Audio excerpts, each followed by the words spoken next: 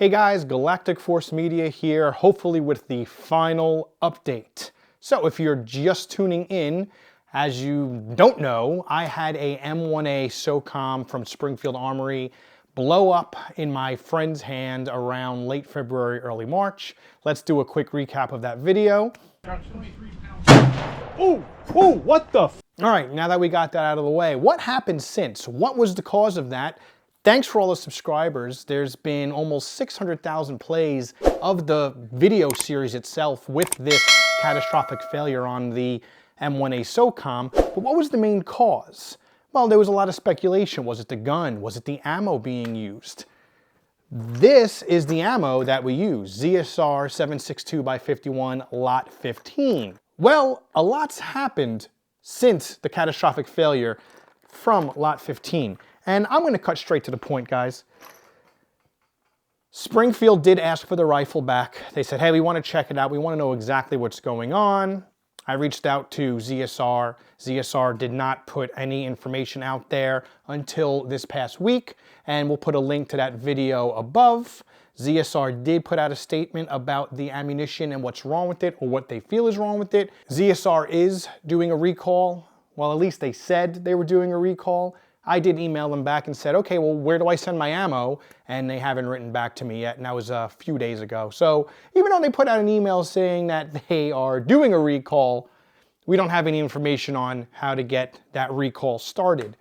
But the reason why you guys are all here, after countless emails of what happened, oh my God, thank goodness you're not hurt. How's Greg? Greg's doing fine, by the way. Greg being the young man who fired round number 17, which caused the catastrophic failure. There's approximately 17 rifles that have been destroyed by ZSR 7.62x51 lot number 15. 11 of them have been confirmed by myself, and the other have been told to me, but I haven't received concrete proof, or I received an email saying, hey, my friend's rifle blew up from that too. So I'm not gonna, again, we're basing it off of facts, right?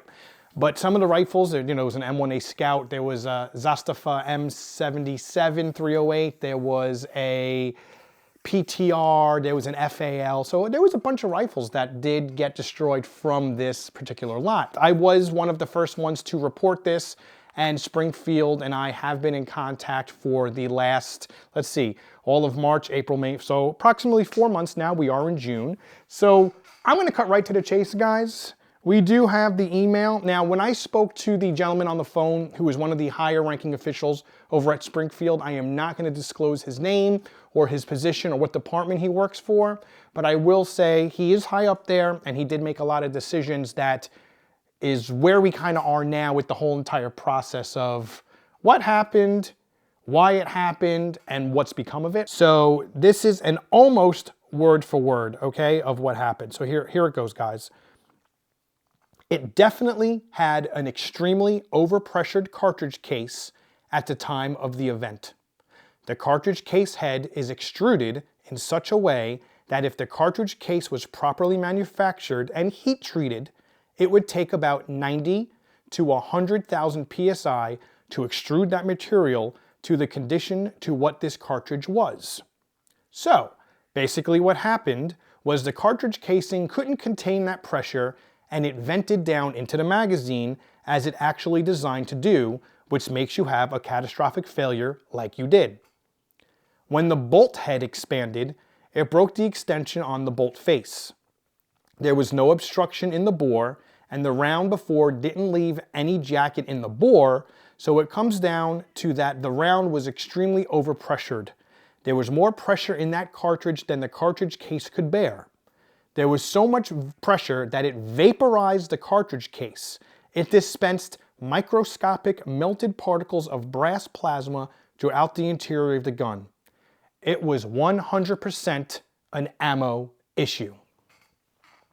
So that's coming directly from Springfield, that ZSR 7.62x51 lot number 15 was the direct result of the catastrophic failure on my M1A Socom from Springfield. So where do we go from here? Okay, well, that rifle, which was given to me as a gift by my wife back around this past Christmas, well, that cost her a lot of money. Springfield's warranty says it has to be within the NATO spec. Well, lucky for me, based off of this ammunition, the ZSR 7.62x51 Lot 15 actually was within NATO spec, so I'm good on that end, right? Springfield normally will say, hey, we will give you a new gun, just pay for the repairs. Okay, so we did send it back. I waited. They gave me their disposition on what happened. And lo and behold, the wonderful people at Springfield sent me a brand new M1A Socom. So there it is. And a new magazine on top of that. But here it is, guys. Now, they did not send me the scope or the rest over here, the chin riser. Just the gun, of course. I am beyond words that they sent this. They did not have to, but they did. Springfield came through. They gave me they replaced my gun. Here's proof that Springfield backs their customers and cares about their customers. So yes, we have a new rifle, guys.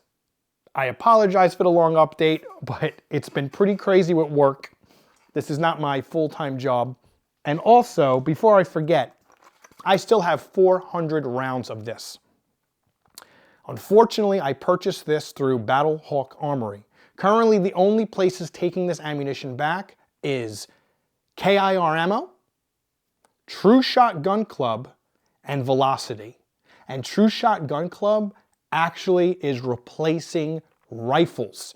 If your rifle was destroyed from this lot number, True Shot Gun Club will replace or pay for the repairs of your firearm. So big ups on them.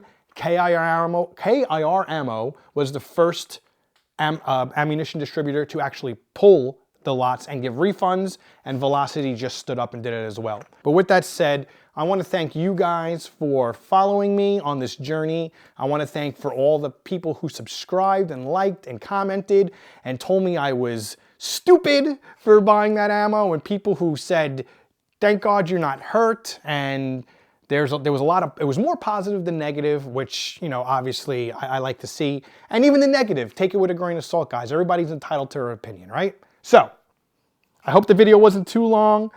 This is not a review video. We're going to do a review video on the M1A Socom soon when we get to go out to the range.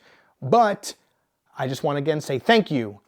And if you are a first time viewing this or coming to my channel, please like, subscribe, leave a comment, pass this along, let people know Springfield came through. I love you all for checking it out and being in contact with me. Shoot me an email, galacticforcemedia@gmail.com, and see you guys at the range.